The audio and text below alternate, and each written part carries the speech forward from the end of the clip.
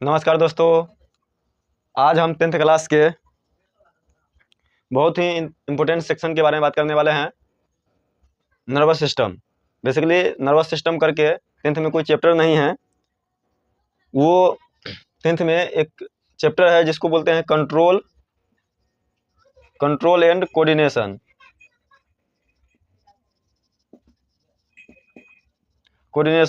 इसको हिंदी में बोलते हैं नियंत्रण एवं समन्वय। इसी के अंतर्गत नर्वस सिस्टम एक पार्ट है जिसमें ब्रेन को पढ़ना है बेसिकली। अब नर्वस सिस्टम में भी बेसिकली अगर देखें तो उसमें भी उसका दो भाग है। अध्ययन के दृष्टिकोण से अगर देखें तो नर्वस सिस्टम का भी दो भाग है। एक होता है पीएनएस और दूसरा होता है सीएनएस। पीएनएस और सीएनएस, उसमें से भी हम आज सीएनएस के बारे में जानने वाले। मेनली सीएनएस में ही ये इसको बोलते हैं सेंट्रल नर्वस सिस्टम, इसको बोलते हैं परिधीय नर्वस सिस्टम। अब सीएनएस के ही पार्ट यह ब्रेन है। ब्रेन और स्पाइनल कोड ये दोनों मिला करके हमारा सीएनएस कहलाता है। तो उसमें मुख्यतः हम ब्रेन को पढ़ेंगे और फिर स्पाइनल कोड के बारे में आगे हम बात करने वाले हैं। तो आप लोग इस वीडियो को पूरा देखिएगा, एक एक फैक्ट जो है आपको समझ में आएगी और बहुत अच्छे ढंग से आप इसको समझ सकते हैं। तो ये पूरा जो आप देख रहे हैं यह एक ब्रेन का डायग्राम है ना। और ये ब्रेन इस तरह का, जैसे हम अभी इसे ऐसे खड़ा है तो दो लोब में हमारा ब्रेन जो है बटा हुआ है मेनली, एक इधर और एक इधर। और ये जो ब्रेन जो है, जैसे अगर हम इधर से खड़ा हुए हैं और इस साइड से अगर बीच से बांटेंगे तब कुछ इस तरह से दिखेगा ब्रेन का स्ट्रक्चर। अब ब्रेन के स्ट्रक्चर में सबसे ऊपर का जो लेयर होता है, सबसे ऊपर का, जिसको यहाँ दिए हुए हैं, इसको स्कल बोलते हैं। स्कल को हिंदी में खोपड़ी बोलते हैं। तो ये सबसे ऊपर का लेयर हो गया। अब ब्रेन होता कहाँ उसके पहले हम बात कर लेते हैं। तो सबसे ऊपर वाला लेयर जो होता है, जो यहाँ से हम बात कर ले, पूरा ऊपर का भाग है ना, जिसको खोपड़ी बोलते हैं, इंग्लिश में स्कल इसी को बोला जाता है। इसके अंदर जो है 8 बोन्स होती है। बोन्स का मतलब होता है हड्डी, अस्थि जिसको बोलते हैं। वो 8 हड्डी होती है। उसके नीचे 3 मसल्स होता है।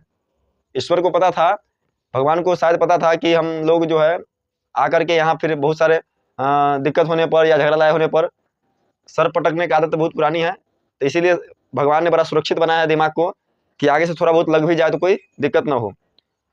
तो समझ सकते हैं कि सबसे ऊपर स्कल है यानी खोपड़ी है। खोपड़ी के नीचे 3 गो मसल्स है। 8 बोन्स है भले, है ना। खोपड़ी के नीचे 8 बोन्स है, जिसका नाम अलग अलग है। फिर उसी के नाम पर आगे फिर फोर ब्रेन का पार्ट भी है, जैसे कि फ्रंटल लोब हो गया, सुपेटल हो गया, है ना, प्रियोटल हो गया। इस तरह से 8 बोन्स है। उसके नीचे 3 मसल्स है। उस तीनों मसल्स को, 3 गो मसल्स का लेयर है ना। ये तीनों मसल्स को आपस में जोड़ करके उसको मेनाइंजेस बोलते हैं, है ना। उस तीनों को मेनाइंजेस बोलते हैं। तीनों को जोड़ देंगे तब उसको मेनाइंजेस बोलेंगे। और कई बार क्या होता है, चोट लगने से या किसी अन्य कारण से भी इसी में सूजन हो जाता है मेनाइंजेस में, तो उसी को मेनिंजाइटिस बोला जाता है। मेनिंजाइटिस उस बीमारी को जिसमें ब्रेन में के ऊपरी भाग, जिसमें जो मसल्स का लेयर है, मेनिंजेस है, उसमें चोट लगने से जो सूजन होता है उसको मेनिंजाइटिस बोला जाता है। और इसका फिर 3 गो लेयर है, तो फिर तीनों का अलग अलग नाम भी है। जैसे सबसे ऊपरी है जिसको ड्यूरामीटर बोलते हैं, फिर बीच में ऑर्गेनाइड है, सबसे नीचे जो है ना। तो इसी तरह से पैरामीटर है, ड्यूरामीटर है, ऑर्गेनाइड है। तो ये मसल्स का नाम है। इसके नीचे उस मसल्स के यानी कि मेनिंजेस के नीचे ये ब्रेन होता है। ये हमारा ब्रेन है। और ब्रेन में बेसिकली अगर बात करें तो 3 पार्ट्स होते हैं। ब्रेन का 3 पार्ट्स है ना। सबसे यहाँ से देख रहे हैं ये पूरा पार्ट जो है, ये वाला, यहाँ से ये पूरा देख रहे हैं, ये भाग, ये बहुत बड़ा हिस्सा आप देख रहे होंगे। तो इसी को बोलते हैं फोर ब्रेन, है ना। फोर ब्रेन मतलब अग्र मस्तिष्क, हिंदी में अग्र मस्तिष्क को बोलते हैं।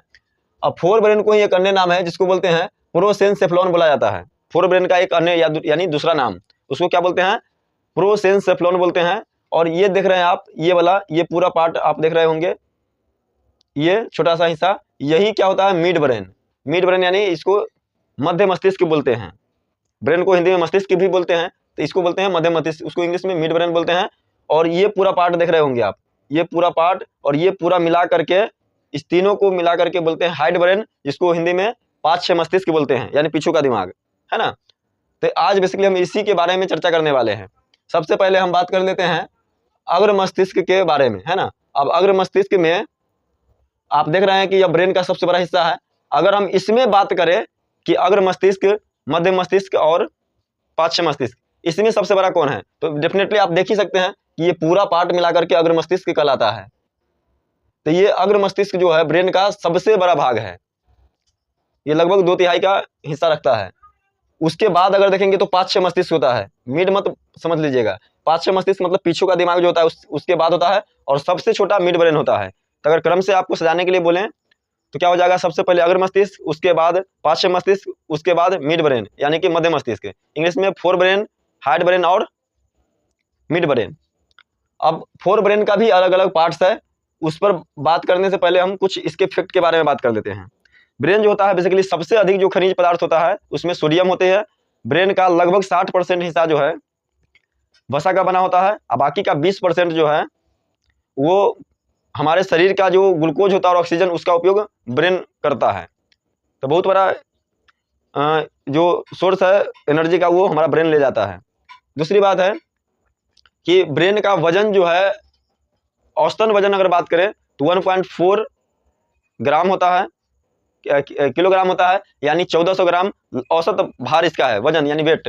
वही अगर पुरुषों में बात करें यह 1450 ग्राम, और महिलाओं में थोड़ा सा कम, लगभग 100 ग्राम कम होती है, लगभग 1350 ग्राम। इसका मतलब ये नहीं कि महिलाएं कमजोर होती है ब्रेन में, बस उसका दिमाग छोटा होता है। क्यों? क्योंकि वो बॉडी वेट का लगभग जो है वही 7% के अराउंड में, एक बार फैक्ट आप चेक कर सकते हैं, देख लीजिएगा, तो उसी के अराउंड में दिमाग का वजन होता है। और वैसे भी महिलाओं का वजन पुरुषों की तुलना में अवरेजन वजन जो होता है, औसतन भार जो होता है कम होता है, इसी के कारण महिला का ब्रेन का जो भार है वो थोड़ा कम देखने को मिलता है। वही अगर हम बच्चा में बात करें तो लगभग 350 से 400 ग्राम ब्रेन का वजन होता है। तो बच्चों का तो पूछा नहीं जाता है, लेकिन फिर भी ध्यान रखने हैं कि अगर पुरुषों में पूछेगा 1450 ग्राम, महिलाओं में ब्रेन का वजन 1350 ग्राम, और बच्चों में 350 से 400 ग्राम होती है। अब बात कर लेते हैं फोर ब्रेन का, ये अगला वाला हिस्सा का। ये अगला वाला हिस्सा जो है इसको हम बात कर लेते हैं, मेनली इसको 3 पार्ट्स में डिवाइड कर सकते हैं, है ना। पहला जो है थैलेमस है, थैलेमस वाला पार्ट आप यहाँ देख सकते हैं, यहाँ इसमें दिया हुआ है। थैलेमस वाला पार्ट जो है, ये वाला पार्ट जो है थैलेमस का है, यहाँ का। इसमें फिर अलग अलग है, थैलेमस है, देखिए ये वाला पार्ट जो है हाइपोथैलेमस है, ये पिट्यूटरी ग्रंथ है, इस पर हम बात करेंगे। पहले समझ लेते हैं कि फोर ब्रेन का ये 3 पार्ट जो है, थैलेमस है, हाइपोथैलेमस है और सेरिब्रम है। उसमें सबसे बड़ा अगर बात करें तो यह फोर ब्रेन में सबसे बड़ा हिस्सा जो है सेरिब्रम का है, इसको प्रमस्तिष्क कहते हैं। और ये बुद्धि तथा चतुराई का केंद्र माना जाता है। जिसका सेरिब्रम जितना बड़ा होगा वो आदमी उतना ही चतुर, बुद्धिमान, चालाक, क्रिएटिविटी, अन्य सभी मामलों में तेज होगा। हाइपोथैलेमस क्या है और थैलेमस क्या है, तो सबसे पहले हम थैलेमस के बारे में बात कर लेते हैं। थैलेमस जो है यह फोर ब्रेन का एक पार्ट्स है ना, एक अंग है, एक हिस्सा है, जिसका अन्य नाम पोस्ट ऑफिस ऑफ इंफॉर्मेशन भी कहा जाता है। इसी का दूसरा नाम पोस्ट ऑफिस ऑफ इंफॉर्मेशन है, और ये हमें सर्दी गर्मी जैसे चीज़ों का एहसास करवाता है। और भी चीज़ें हैं, ये 3 ज्ञानेंद्रियों का भी कंट्रोल करता है। जैसे कौन कौन हो जाएगा, नाक हो जाएगा, त्वचा हो जाएगा, जीभ हो जाएगा, यानी स्वाद का जो सिस्टम वगैरह है ये कौन महसूस करवाता है, यही हमारा थैलेमस करवाता है ना। बाकी इसके बारे में और डिटेल हम बात करेंगे, बस थोड़ा सा इस पर हम देख लेते हैं। दूसरा जो है हाइपोथैलेमस, हाइपोथैलेमस जो है इसको आंतरिक थर्मामीटर भी कहा जाता है, क्योंकि बॉडी के टेम्परेचर को ये बैलेंस करता है। उसके बाद दूसरा जो है इसका महत्वपूर्ण काम जो है फीलिंग्स। फीलिंग्स का मतलब हो गया हमारे जीवन में बहुत सारा चीज़ें हैं, फीलिंग्स जो है उसका कंट्रोल जो होता है, फीलिंग्स का भी जो मसला है वो सब ये ब्रेन यानी फोर ब्रेन का एक पार्ट है हाइपोथैलेमस, यही कंट्रोल करता है।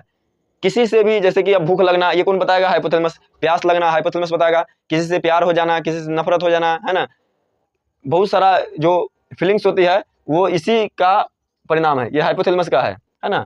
दूसरा जो है यह इसका इंपोर्टेंट वर्क में से एक वर्क है, यह पिट्यूटरी ग्रंथि यानी पीयूष ग्रंथि को भी कंट्रोल करता है। तो पीयूष ग्रंथि को हम मास्टर ग्रंथि कहते हैं, क्योंकि वो बाकी की ग्रंथि को कंट्रोल करते हैं, और ये मास्टर ग्रंथि को कंट्रोल करता है हाइपोथैलेमस ग्रंथि, इसीलिए इसको सुपर मास्टर ग्रंथि बोलते हैं। ग्रंथि के तौर पर हम आगे इसमें बात करेंगे। बाकी अभी ब्रेन के सापेक्ष हम देख रहे हैं, तो बहुत डिटेल नहीं, बस इतना समझिए कि यह सुपर मास्टर ग्रंथि या हेड मास्टर ग्रंथि या मास्टर ऑफ मास्टर ग्रंथि इसको इसलिए बोला जाता है, क्यों कहा जाता है, क्योंकि यह पीयूष ग्रंथि को कंट्रोल करता है, और पीयूष ग्रंथि को आप जानते ही हैं कि उसको मास्टर ग्रंथि बोलते हैं। अब इसके बाद हम बात कर लेते हैं यहाँ सेरिब्रम के। अब इसमें भी अब इसका क्या, इसमें भी अब सेरिब्रम जो है पहले ही बता चुके हैं, यह फोर ब्रेन में सबसे बड़ा हिस्सा है, सबसे बड़ा भाग है। शुरू से देख लेते हैं, एक बार फिर रिकॉल कर लेते हैं, कंफ्यूज नहीं होना है।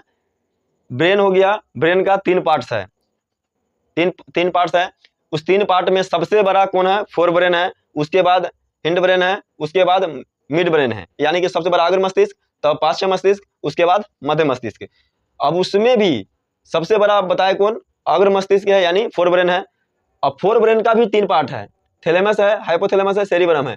और ये फोर ब्रेन में भी सबसे बड़ा जो हिस्सा है वह सेरिब्रम का है ना। ये सेरिबेलम होता है, पार्श्व मस्तिष्क का भाग है। अभी हम सेरिब्रम के बारे में बात कर रहे हैं। सबसे बड़ा कौन, फोर ब्रेन में भी सबसे बड़ा भाग कौन हो जाएगा, सेरिब्रम हो जाएगा।